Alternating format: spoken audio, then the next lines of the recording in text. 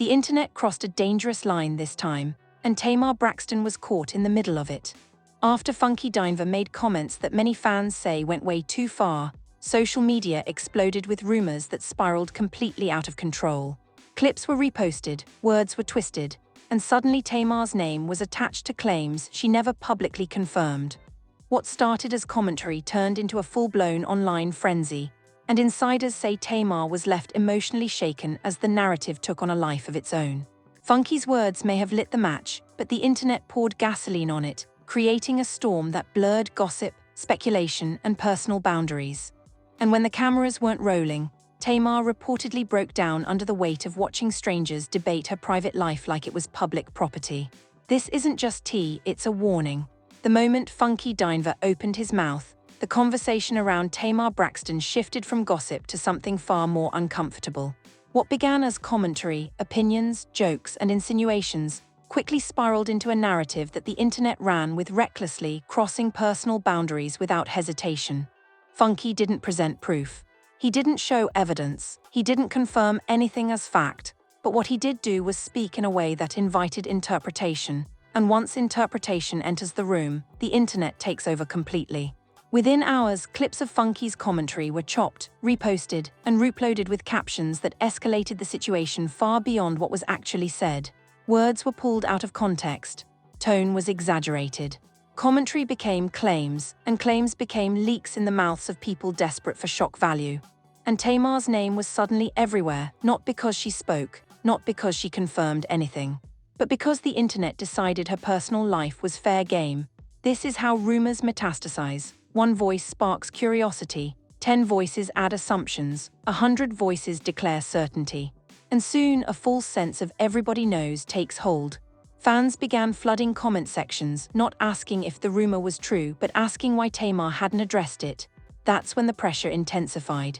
Because in celebrity culture, silence isn't seen as neutrality, it's seen as suspicious. But silence doesn't always mean guilt. Sometimes it means survival. According to people close to Tamar, the emotional toll of watching her name dragged through social media speculation was heavy. Not because of what was being said, but because of how casually it was said.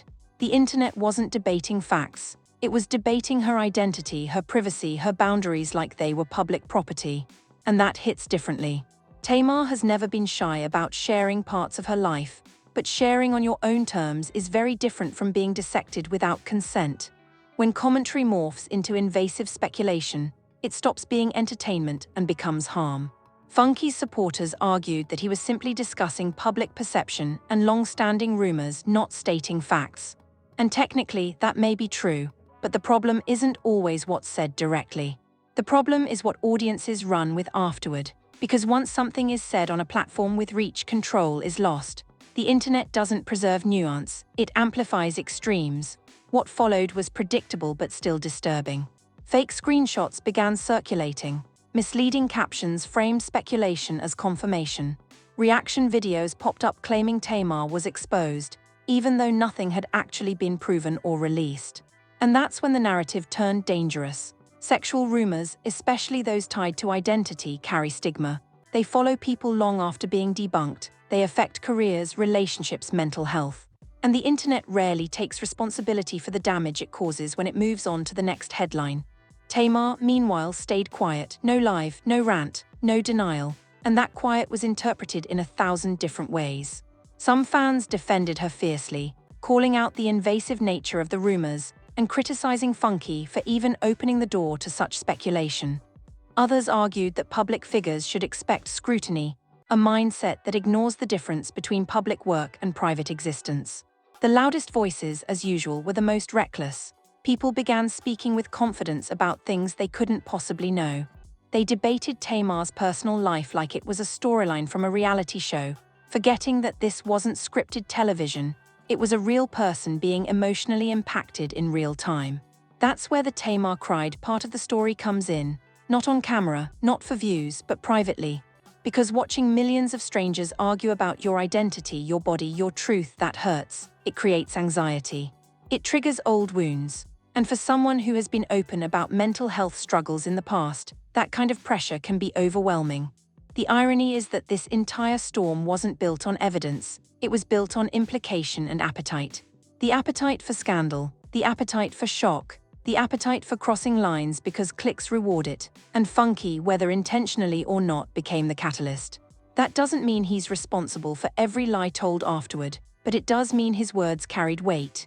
Influence demands care, and when care is absent, chaos fills the gap. This situation also exposed something darker about online culture, how quickly sexuality becomes weaponized, not discussed with respect, not approached with empathy, but used as a tool to embarrass, expose, or destabilize someone. That's not commentary, that's cruelty. And once the internet tastes that kind of cruelty, it rarely stops itself. As the days passed, the frenzy began to slow, not because it was resolved, but because outrage has a short attention span. But the impact doesn't disappear just because the timeline refreshes. Tamar still has to carry the emotional residue. Funky still faces criticism for his role in igniting the conversation. And the internet moves on without accountability. This is the real story, not about rumors, not about speculation, but about how quickly personal boundaries collapse when engagement is at stake. And this is only the beginning. Once the rumor gained traction, it stopped being about what Funky Dineva actually said and became about what the internet wanted to believe. That's always the most dangerous phase of any online controversy, when facts become optional and emotion takes the wheel. Blogs jumped in fast, headlines became louder than the truth. Words like leak, exposed, and confirmed were used loosely, even though none of those things had actually happened. Commentary was inflated into certainty, and every repost stripped away more context until the original point barely mattered. This is where things escalated. People weren't just discussing Tamar Braxton anymore, they were dissecting her past interviews, her friendships, her body language. Old clips were replayed with new captions suggesting hidden meanings that were never there. Innocent moments were reframed as clues.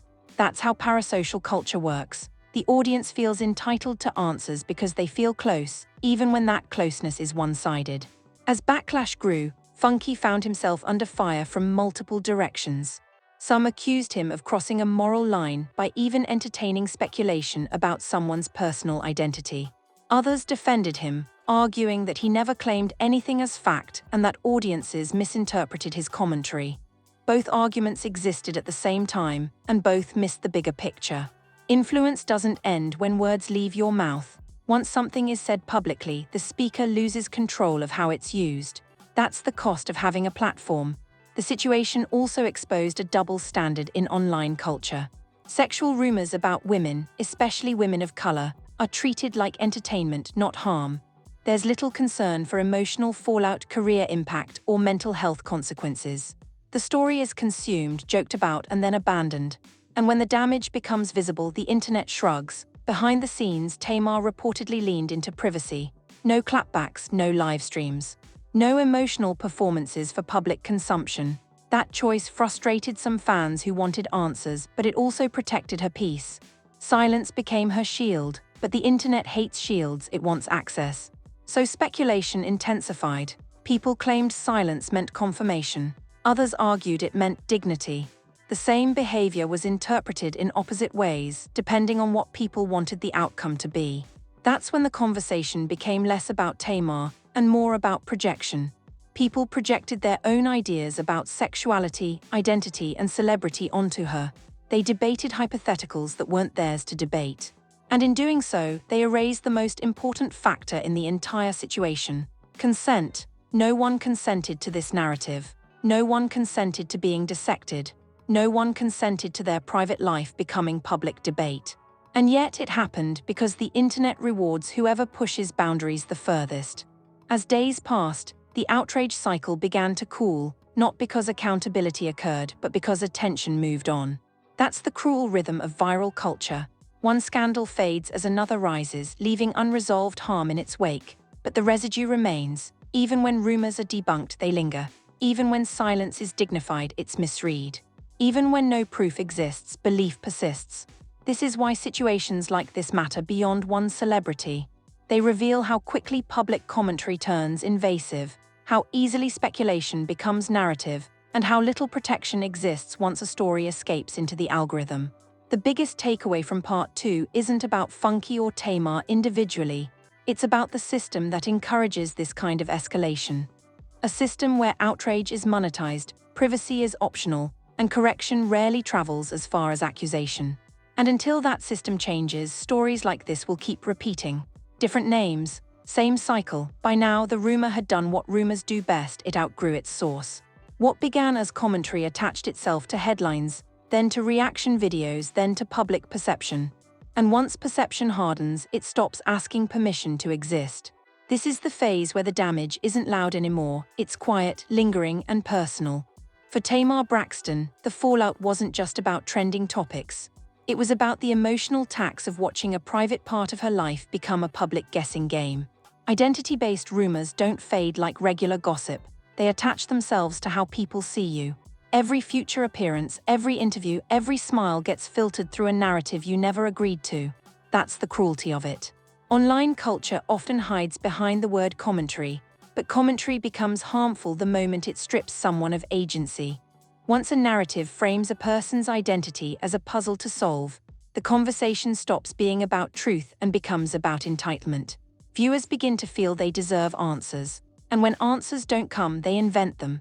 This is where boundaries collapse. What many people missed is that no proof ever surfaced, no verified material, no confirmation, no admission. Yet the rumor lived anyway. Why? Because it fit the internet's appetite for shock and transgression. Sexuality rumors especially are treated as currency. They promise clicks, outrage, and moral judgment all at once. And that's not accidental. Platforms reward engagement, not care. The more invasive the angle, the more traction it gets. So content creators, even those who don't intend harm, operate in an ecosystem that nudges them toward escalation. A phrase here, a tone there, an implication that leaves just enough room for imagination to sprint. That sprint trampled nuance. As backlash grew, Funky Dineva became a focal point of debate. Some viewers argued that he was unfairly blamed for how others twisted his words. Others argued that influence requires foresight, that when you have a large platform, you must anticipate how speculation can metastasize. Both arguments have weight, but the truth lives in the middle. Words don't exist in a vacuum. Once released, they collide with algorithms, fandoms, biases, and incentives. That collision determines the outcome far more than intent alone. And in this case, the outcome was a wave of invasive speculation that left little room for dignity. What's often overlooked is how silence functions as resistance. Tamar's decision not to engage publicly wasn't weakness, it was boundary setting. In an environment that thrives on reaction, refusing to perform can be the strongest stance. But it comes with a cost. Silence is misread by those who expect access. The internet demands immediacy. Healing requires distance. Those two forces don't coexist peacefully. As days passed, the cycle revealed itself again. Outrage peaked, then cooled. New topics surfaced. Attention shifted. But the residue stayed behind in search results, in comment threads, in the minds of people who only half remember the details but fully remember the accusation. This is how reputational harm works now. It doesn't need proof to persist, it only needs repetition. There's also a broader cultural issue at play, the weaponization of sexuality. When identity becomes a punchline or a tool for humiliation, it reinforces stigma. It teaches audiences that speculation about someone's personal life is fair game if it's entertaining enough. That lesson doesn't just hurt celebrities, it shapes how people treat each other offline. And that's the real ripple effect. Public figures often absorb the initial blow, but the culture absorbs the precedent. The next time a rumor surfaces, people feel licensed to push further, faster, harsher, because the last time worked. It got views, it got clicks, it got attention. The question becomes, who stops the cycle? Platforms rarely do. Algorithms won't. Audiences could, but only if they choose restraint over reaction. In moments like this, responsibility isn't about censorship. It's about care, about recognizing that not everything said needs to be amplified. That curiosity doesn't outrank consent. That commentary isn't harmless just because it's framed as opinion. As for Tamar, reclaiming narrative control doesn't require a press conference. It can happen quietly, through continued work, through boundaries, through refusing to let a rumor dictate identity. Time, consistency, and distance often do more than denial ever could. And that's an uncomfortable truth for an internet that wants immediate closure. Some stories don't end with a statement. They end with people moving forward. This one, in particular, exposes a fault line in online culture between entertainment and ethics, between speculation and responsibility, between access and humanity. If there's a lesson here, it's not about who said what, it's about what happens after, about how quickly we forget the person behind the headline, about how easily we trade empathy for engagement. And until that changes, the cycle will repeat. Different names, same harm. By the time the noise began to die down, one thing became painfully clear. The damage didn't need confirmation to be real. The internet had already done what it does best: decide, dissect, and move on, leaving the people at the center to deal with the aftermath alone. This is the stage most people never talk about. After the clips stop circulating, after the comments slow down, after the algorithm finds something new to chew on, that's when reality sets in. For Tamar Braxton, the aftermath wasn't about clearing her name, because there was nothing factual to clear. It was about reclaiming peace in a world that felt entitled to her private life. The rumor didn't survive because it was true. It survived because it was entertaining, and entertainment rarely asks permission. What makes situations like this especially cruel is that no apology tour ever comes afterward. No mass retractions. No viral corrections with the same reach as the original speculation. The internet doesn't circle back to repair, it just pivots. And that silence after the storm, that's where people either break or grow boundaries.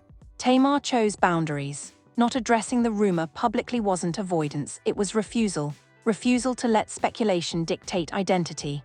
Refusal to feed a narrative that thrived on reaction. In a culture addicted to access, that choice felt radical, but it came with consequences. Because when public figures don't perform clarity on demand, the internet invents its own ending. Some decided her silence meant strength. Others decided it meant secrecy. Neither interpretation was rooted in fact, just projection. And projection is the real villain here. This story also forced a long-overdue conversation about platform responsibility. When someone with influence speaks, even casually, their words don't stay casual. They echo, they multiply, they mutate. Funky Dineva may not have intended for the conversation to spiral the way it did, but intention doesn't erase impact. That's the uncomfortable truth of influence. You don't control what people hear, only what you say. And once it's out there, it belongs to the machine. The machine doesn't value nuance, it values momentum. And momentum doesn't care who gets hurt. This is why identity-based rumors are uniquely destructive. They don't just question behavior, they question being. They reduce complex humans into labels, theories, and punchlines. And once that happens, empathy disappears. The audience stops seeing a person, they see a narrative. That shift is subtle but devastating. As this story faded from headlines, many viewers likely walked away thinking, well, nothing was proven. But the absence of proof doesn't mean the absence of consequence. The consequence lives in anxiety, in trust issues, in the constant awareness that anything said publicly can be reshaped into something invasive. For celebrities, that awareness never shuts off. And that's why so many eventually retreat from interviews, from lives, from openness. Not because they're hiding something, but because openness is no longer safe. This situation also exposed how easily commentary culture blurs into exploitation. There's a thin line between discussing public actions and speculating on private identity. Once crossed, that line is hard to redraw, and the internet crossed it here enthusiastically. What's troubling is how normalized that crossing has become. Viewers justify it by saying they're famous. Creators justify it by saying, I'm just commenting. Platforms justify it by saying it's engagement. But none of those justifications address harm. If there's a lesson in this final chapter, it's that not every rumor deserves oxygen. Not every implication deserves amplification. And not every silence deserves interrogation. Real accountability requires facts. Real discussion requires care. And real progress requires restraint. Without those, stories like this will keep repeating, different names, same cycle. As for Tamar, the most powerful response may be the one that never trends. Continuing to live, work, and exist outside of the narrative imposed on her. Time, consistency, and self-definition often dismantle rumors more effectively than any statement ever could. And for audiences, the responsibility is just as real. Before sharing, before commenting, before speculating, ask, who does this serve? If the answer isn't truth, accountability, or understanding, maybe it doesn't need to be shared. Because the internet will always move on, but people live with what it leaves behind. This story doesn't end with exposure. It ends with a reminder: boundaries matter, consent matters, humanity matters. And sometimes, the most ethical choice is to let a rumor die instead of helping it live. Now I want to hear from you. After everything we broke down, do you think the internet went too far, turning commentary into invasive speculation? Should public figures be expected to address rumors about their personal identity? Or is silence sometimes the healthiest response? And where should the line be drawn between commentary and crossing boundaries? Drop your thoughts in the comments respectfully, because conversations like this matter more than quick clicks. If you made it this far, make sure you like the video, subscribe, and turn on notifications.